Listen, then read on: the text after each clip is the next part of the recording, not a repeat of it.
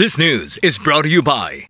Are you experiencing body weakness? Do you have delayed wound healing? Do you feel hungry all the time? You may have diabetes. A powerful duo to help diabetic. Natural way of lowering blood sugar level. Clinica DTX 500 is a powerful duo that combines of ampalaya extract and the sugarcane extract. Clinica DTX 500 stimulates the production of insulin, enhance conversion to energy.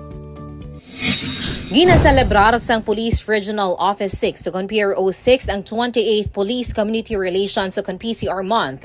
Subong nga bulan sang Hulyo nga may tema serbisyong nagkakaisa para sa ligtas at maunlad na pamayanan. Bilang panugod nagpatigay sang kick-off program ang PRO6 kadungan sang flag raising ceremony sa Campo Delgado sa diin nang indinapit ka bisita si Guimaras Vice Governor John Edward Gando na nagserbe bilang guest of honor and speaker sang nasambit nga seremonya. Sa interview sang Radyo Bandera Iloilo kay Police Major Mary Grace Borio, ang spokesperson sang PRO6 ginpahayag sini nga importante ang pagselebrar sang PCR Month agod nga mas mapabaskog sang maayo ang relasyon sang komunidad kag kapulisan. Sunod sa iya tiuna agod gandulaon ang kakulba sang publiko ilabi na sa mga kabataan sa mga katapo sang PNP. Dugang paniya may pilaman ka mga aktibidad nga naka-line up sa PRO6 nga may main objective nga mapalapit ang mga tao sa pulis.